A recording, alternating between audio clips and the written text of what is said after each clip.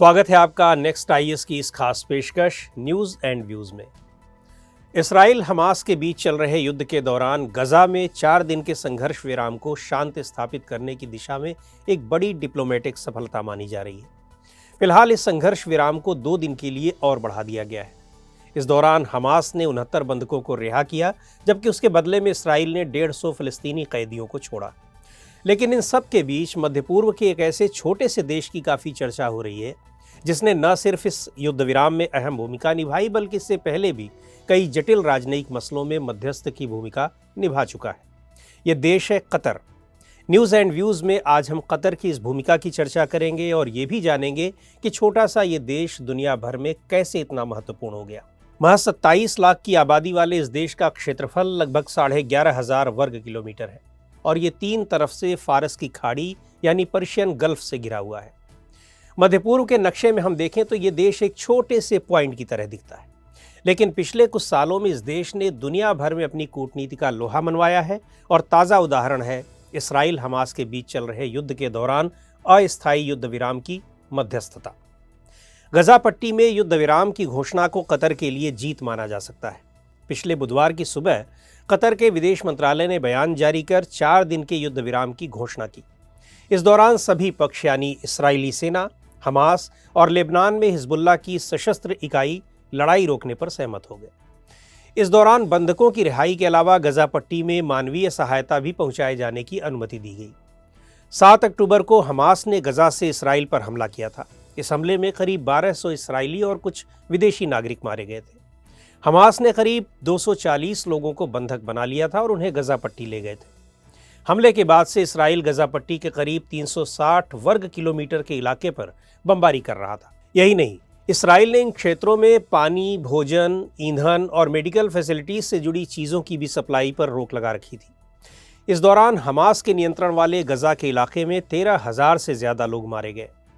Qatar की भूमिका सिर्फ बंधकों को छुड़ाने तक ही सीमित नहीं रही है, बल्कि उसने इजरायली नाकाबंदी के तहत गजा में मानवीय सहायता की अनुमति देने के लिए मिस्र के साथ सीमा खोलने में भी महत्वपूर्ण भूमिका निभाई है।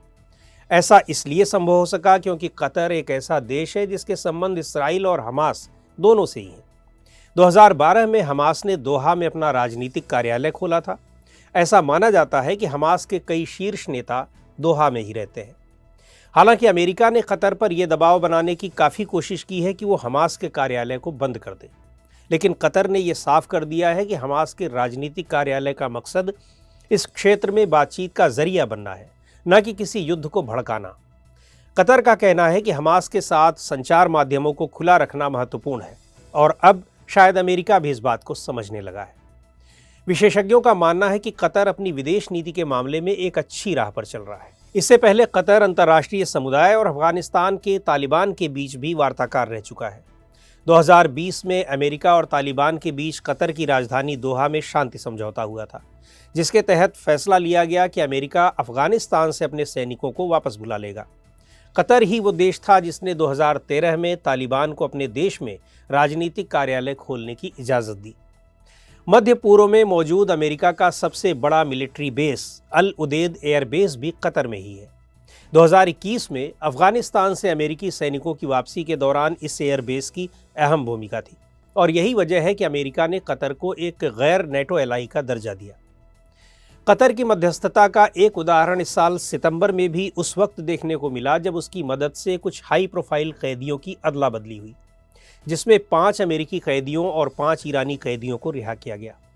5 अमेरिकी कैदियों को तेहरान से दोहा लाया गया, जहां से वो अमेरिका के लिए रवाना हुए। इसी साल अक्टूबर में कतर की मध्यस्थता से हुए समझौते के तहत रूस 4 यूक्रेनी बच्चों को उनके परिवारों को लौटने के लिए मान गया। कतर के मध्यस्थता प्रयासों से कई सफलताएं मिली। हाल के कुछ वर्षों में ऐसे कई उदाहरण देखने को मिले हैं जब कतर ने मध्यस्थता निभाई। मसलन इरिट्रिया में जिबूती वॉर के कैदियों की रिहाई, सीरिया में बंधकों को रिहा करने और लेबनान में राष्ट्रपति पद के संकट को खत्म करने में कतर ने महत्वपूर्ण भूमिका निभाई। यही नहीं, कतर इसराइल और हमास के बीच पहले भी मध्यस्थता कर चुका है, जैसे कि 2014 के इसराइल गजा युद्ध के दौरान। हालांकि 2009 में कतर ने इसराइल के साथ अपने संबंध खत्म कर लिए थे, लेकिन कथित तौर पर बैकडोर से उसने संबंध बनाए रखे। 1996 में मध्य पूर्व के अन्य देश जब इसराइल के साथ किसी भी तरह के संबंधों का विरोध कर रहे थे, उस समय कतर ने इसराइल को दोहा में एक व्यापारिक मिशन खोलने की अनुमति दी थी। दरअसल मध्यस्थता के लिए जरूरी है कि मध्यस्थ न्यूट्रल या तटस्थ हो और दोनों पक्षों को स्वीकार्य हो। कतर के साथ ये दोनों शर्तें लागू होती हैं। इसके अलावा घरेलू मुद्दों पर भी उसका अपना एक अच्छा ट्रैक रिकॉर्ड है और अमेरिका जैसी शक्तियों से अच्छे संबंध होना भी एक मध्यस्थ के तौर पर उसकी मदद करते हैं। संसाधनों के लिहाज से कतर एक बहुत ही समृद्ध देश है और यही वजह है कि एक छोटा सा देश होने के बावजूद मध्य पूर्व में उसे गंभीरता से लिया जाता है।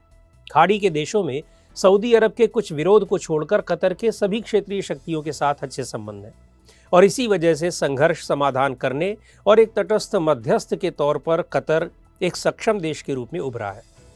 ये सभी वजहें कतर को एक सफल मध्यस्थ बनाती हैं। वहीं दूसरी ओर मध्यस्थ की भूमिका कतर की अंतर्राष्ट्रीय प्रतिष्ठा बढ़ाने में मदद करती है। मध्य पूर्व में कतर शुरू से मुस्लिम ब्रदरहुड का समर्थन करता रहा है और इसी वजह से 2017 में सऊदी अरब, मिस्र, संयुक्त अरब अमीरात और बहरीन ने कतर पर ब्लॉकेड लगा दिया था।